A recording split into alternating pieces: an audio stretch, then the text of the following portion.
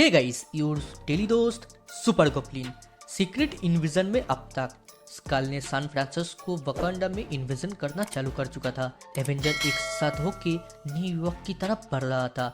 Young Avenger and बाकी की super hero की मदद के लिए थॉर भी आ चुका था, जिसके बाद सारे सुपर हीरो एंड स्कल के अंदर घमासान युद्ध शुरू हो जाती है।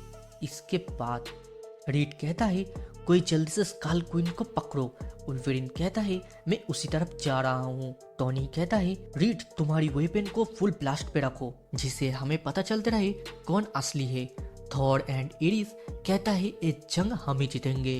टोनी कहता है थॉर, एरिस एंड साइमन तुम सब आगे रहो। जेसिका कहता है साले रीड को मारो, उसकी मौत साम्राज्य के लिए इम्पोर्टेंट है। हैंक कहती है उसे पहले ही मार देना चाहिए था। क्वीन कहता है उसकी वजह से हम इतने दूर तक आ पाए। एक साइड एरिस लीड करते हुए कहता है जंग को आगे बढ़ाने के लिए उन सबको एडवांटेज मत देना। नीक ऑसबर्न के साथ फाइट करते हुए ऑसबर्न को कहती है तुम्हें तो जेल में होना चाहिए। जेनेट स्कल हैंग को मारने ही जाता है, मगर उससे पहले ही हैंग जाइंट में बदल जाती है और एवेंजर से फाइट करते हुए जेनेट को कहती है मैं तुम्हें आखिर तक बचा के रखूंगा।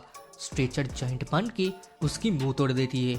आयरन मैन कहती है फुल पोटेंशियल में यूज नहीं कर सकता। कैप्टन अमेरिका कहती है ठीक है जल्दी जाओ और उसे तुम ठीक करो।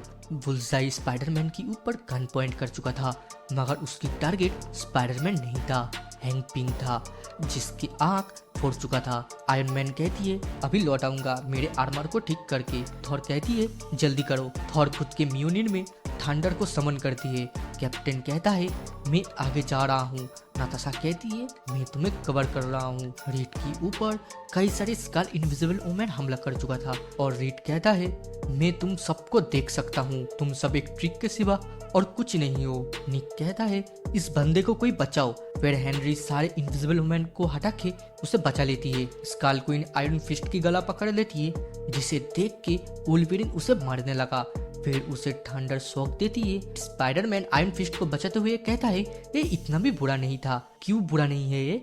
स्पाइडरमैन कहती है अगर ये इतना बुरा होता तो हमें वाटू द वॉचर दिखता। ये सिर्फ कहने का ही देर था, आसमान की तरफ वाटू द वॉचर दिखता है। टोनी हाईली कैरियर से कांटेक्ट करने की कोशिश करती है, तभी पीछे से एक स्कल आके उसे मारने लगा। टोनी खुद का रिपल्सर ब्लास्ट से उसे मार देती है।